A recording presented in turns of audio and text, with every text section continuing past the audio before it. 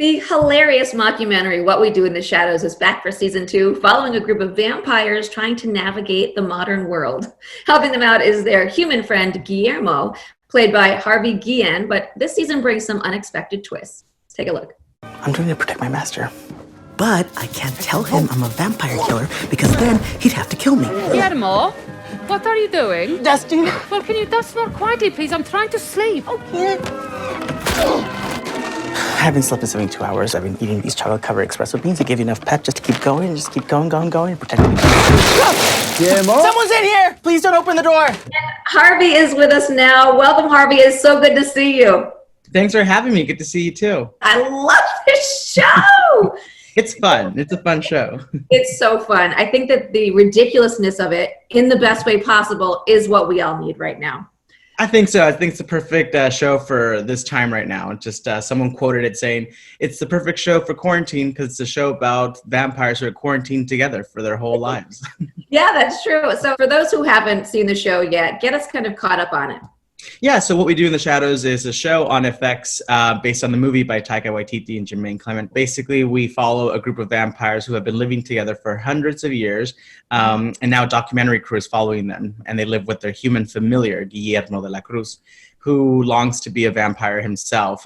He has been working for Nandor the Relentless for 10 years in hopes of being a vampire and still has no promotion in sight. And we leave season 1 with a cliffhanger where we find out that Guillermo is actually related to Van Helsing, the biggest, most famous vampire killer in history. So that's kind of a predicament. Yeah. It's just natural for him to attack or destroy vampires, which is really a bad luck coincidence for him living in a household full of vampires and something that he's aspiring to be. So we will be definitely seeing him destroy some vampires. We've already seen him kind of go through a couple of dozen. The first one's by accident. It happens, you know. It happens, but it's been happening a lot with him, and he's starting to realize that he can't control himself to a certain degree, and so that's not good. So the stakes are very high for lack of Yeah, and the fact that it's kind of shot in this mockumentary style is perfect for this type of show, number one. So it's kind of like The Office in that way, but I imagine there's room for improv, right? Or is it all totally scripted?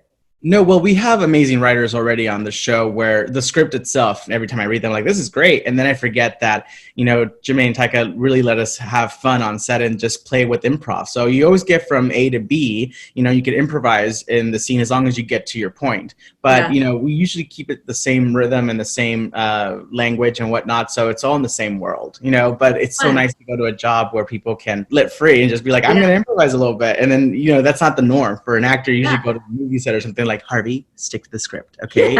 As the cat went outside, not the cat's outside. You know. And you've had some stellar guest stars. We saw Mark Hamill. We saw Craig Robinson. Who else are we going to see?